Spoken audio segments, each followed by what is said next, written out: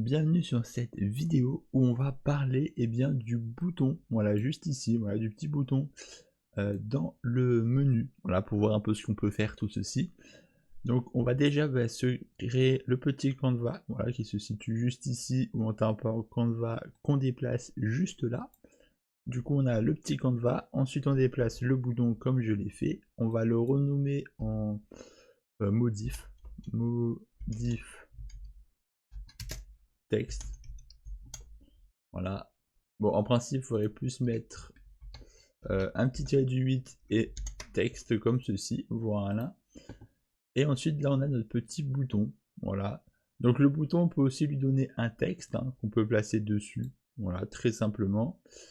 Ensuite, sur le bouton, on peut bien évidemment, comme sur les autres vidéos que vous pourrez voir par la suite, le copier et le supprimer, le coller, le dupliquer, supprimer, voilà, toutes ces choses-là, placer quelque chose au-dessus. Voilà, si par exemple, on se rend compte qu'on veut que le bouton il soit dans une vertical box et non dans le canevas, on peut le faire. On peut même le remplacer. Si on a mis un bouton et qu'on veut plutôt mettre une vertical box, on peut aussi faire ceci. Voilà. Si on revient sur le bouton, du coup, c'est vrai que je ne l'ai pas dit sur toutes les vidéos, mais là, ça permet de figer. Ça veut dire que là, je peux plus bouger le bouton. Voilà, là, le bouton, je peux plus le bouger. Et ceci, je fais ça, je peux à nouveau, j'ai juste reprendre le bouton, je peux à nouveau le bouger. Voilà, petite subtilité. Et l'œil, c'est pour le rendre invisible et tout ce qu'il y a à l'intérieur. Voilà, petite astuce, si vous avez par exemple un grand menu. Ça, je l'ai pas dit dans le border, je crois, parce que j'ai déjà fait un peu border, mais c'est pas grave. De toute manière, si vous voulez plus d'infos, il faut regarder la première vidéo de widget.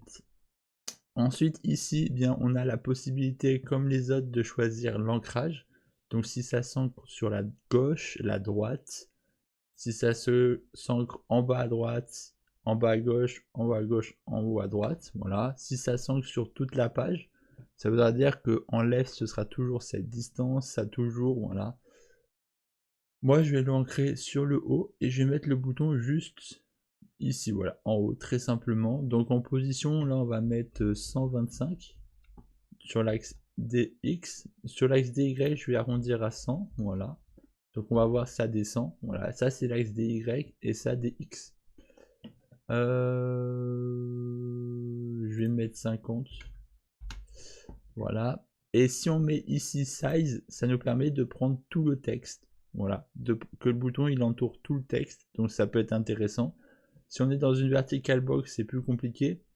Mais quand on a ce bouton, ça permet d'afficher, de mettre tout autour de la case. Voilà.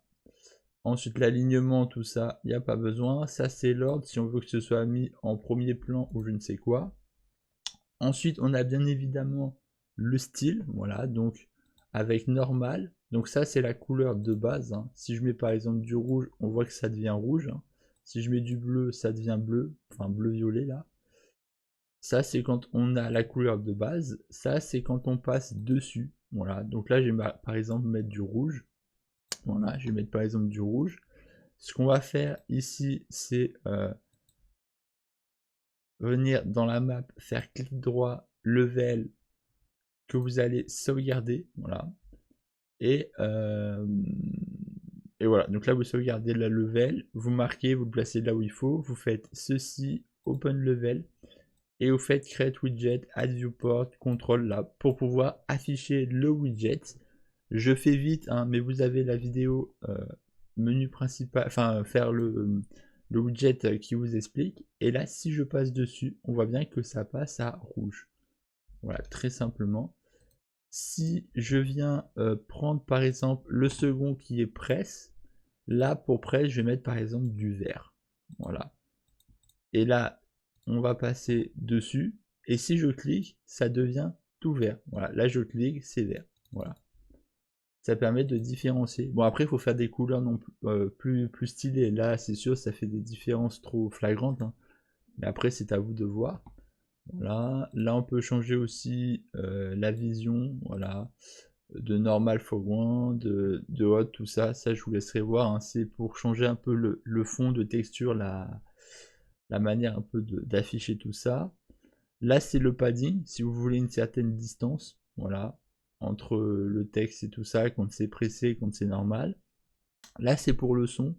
Si vous voulez mettre un certain son quand on presse ou quand on arrive dessus, voilà, par exemple, si vous voulez mettre un son quand on passe dessus, admettons celui-là, si je presse,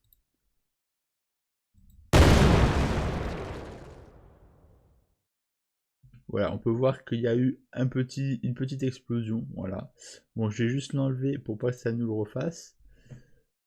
Ensuite, color opacité, ben, c'est la couleur du texte, voilà. Donc le texte, je vais juste le laisser à blanc, voilà, mais là on a pu voir que le texte a changé.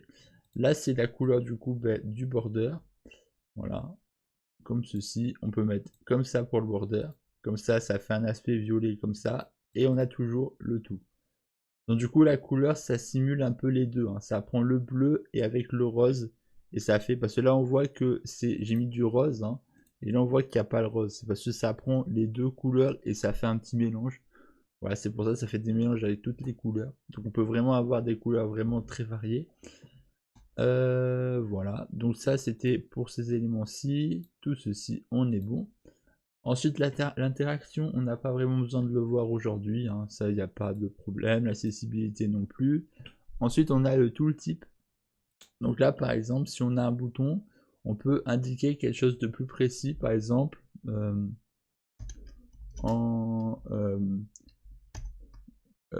clic pour changer le texte. On va faire par exemple ça. Voilà, changer le texte. Donc là, on va s'imaginer qu'il y a un texte juste là, hein. Voilà, on va s'imaginer. Et du coup, quand on passe dessus, on a clic pour changer le texte. Ça veut dire que quand on va cliquer, on va changer le texte. Voilà, donc là, je vais juste prendre le texte et le renommer en change texte. Voilà, on va mettre ça.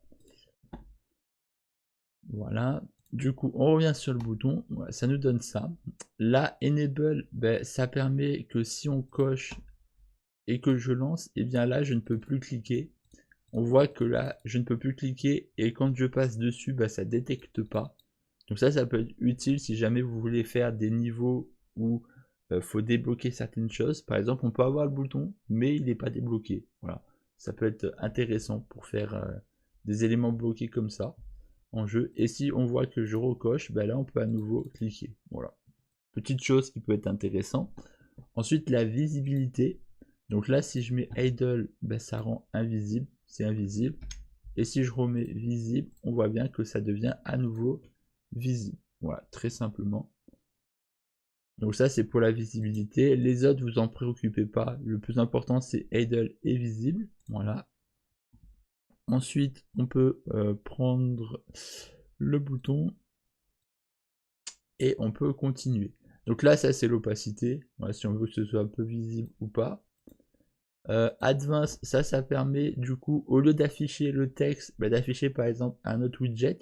Donc là, c'est par exemple si on a une icône d'inventaire, par exemple, on a un item, bah, ça permet d'afficher par exemple un widget avec, je sais pas, la description, le nom du produit, des caractéristiques, voilà, plus précisément sur le produit. Voilà, c'est une astuce. Voilà.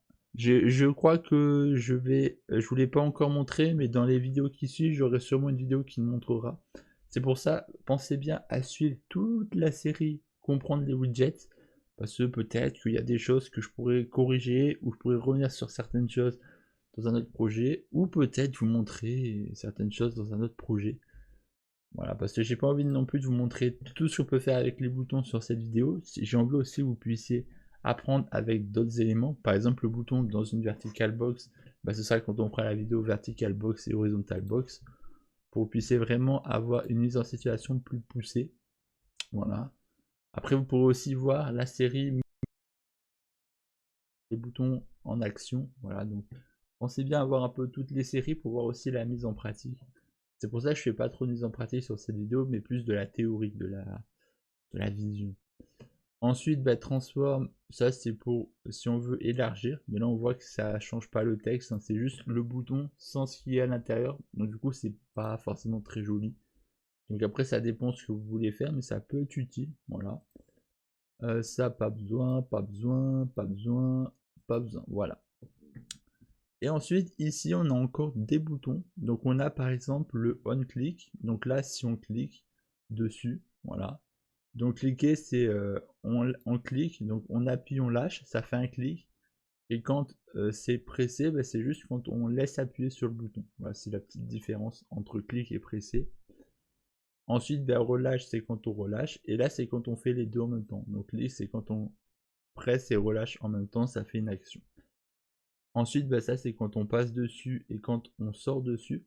Donc là, ça peut être intéressant par exemple pour changer la couleur, par exemple quand on relâche et quand on n'est plus sur le bouton. Parce que si on revient dans apparence, style, on peut remarquer qu'on a quand on passe dessus et quand on presse, mais on n'a pas la possibilité de changer la couleur quand on quitte. Donc là, bah, c'est très simple, hein. Là, on a mis isVariable. Admettons, je prends ceci, voilà, isVariable. Ça, c'est pour pouvoir avoir la souris. Si jamais vous n'aviez pas la souris, hein, pensez bien à activer la souris. Donc vous faites dans l'event graph, hein, dans le event console, je veux dire le get player controller, set chemin sur ça, et vous cochez.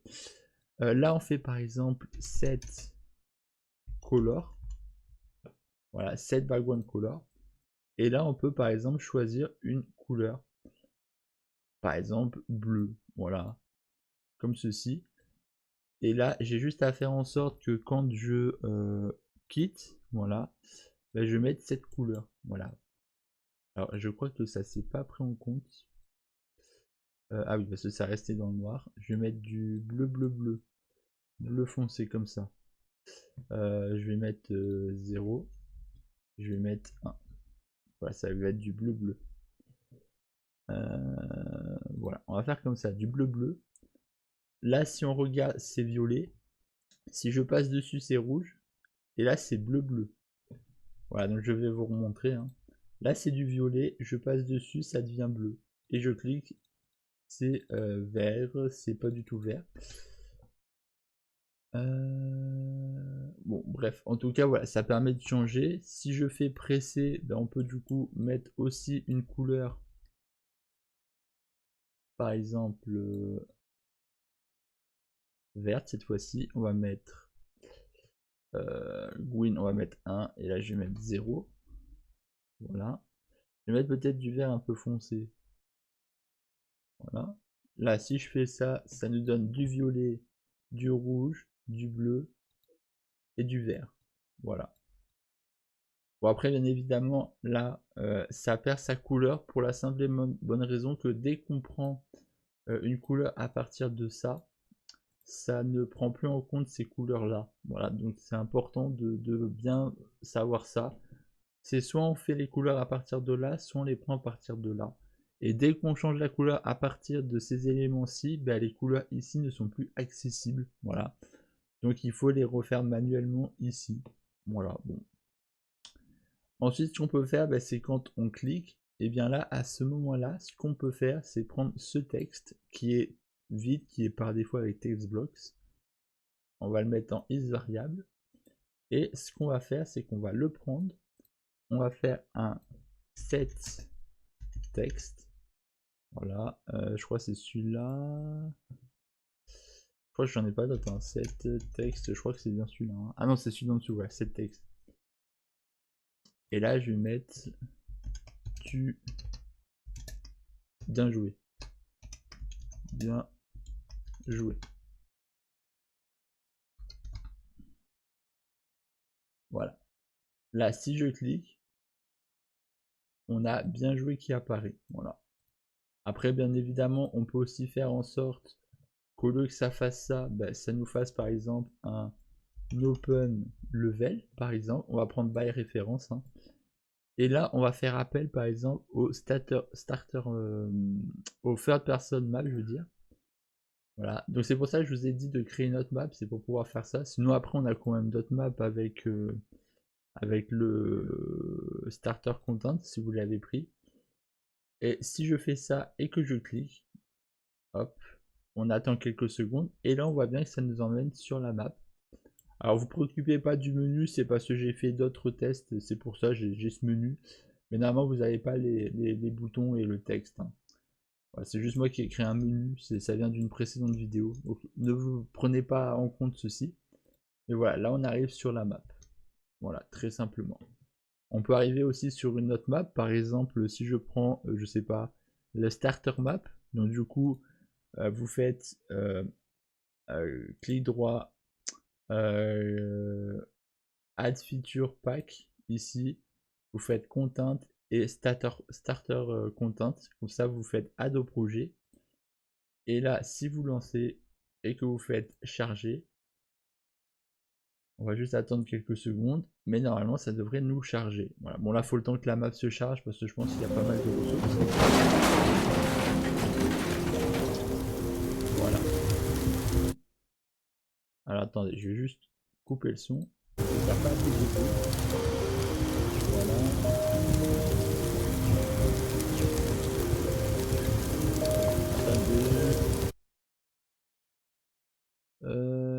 Tac tac tac tac tac tac tac. Ouais, normalement j'ai plus de son. Je coupe le son du petit OBS, voilà. Je sais pas pourquoi j'ai un problème avec le son. Bon, en tout cas là on peut voir qu'on a la map, voilà. Comme ceci, on peut avancer, on a tout ce qu'il y a avec les textures, voilà, très simplement, voilà. Donc après c'est à vous de voir, mais vous avez un bouton fonctionnel, voilà, donc vous pourrez faire ce que vous souhaitez avec. Du coup là c'est parfait. Donc j'espère que cette vidéo vous aura été utile, que vous avez compris comment fonctionne un bouton, voilà. Donc là vous savez, voilà, quand on clique sur le bouton, ben, on peut faire certaines choses. Quand on passe dessus, tout ceci. Là, il y a la couleur, hein, mais après, on peut faire plein d'autres choses. Hein. Si je vous fais rappeler le texte, voilà, enfin le bouton, voilà, si je fais par exemple le 7, je sais pas, il y a plein d'éléments, hein, voilà, il y a plein d'éléments ici. Voilà, visibilité, on peut changer l'opacité quand on clique. On peut changer plein de choses, voilà. Donc je vous laisserai voir, hein. Là il y a pas mal d'éléments. Si je devais tous vous les montrer, on ferait des vidéos d'un siècle. Et voilà, c'est pas très important, surtout que la plupart des choses sont très peu utilisées. Donc voilà, après ça dépend du jeu que vous souhaitez faire, ça dépend de plein de choses. Donc voilà. Donc j'espère que cette vidéo vous aurait été utile et bénéfique. Et moi je vous dis à la prochaine pour le border. Peace.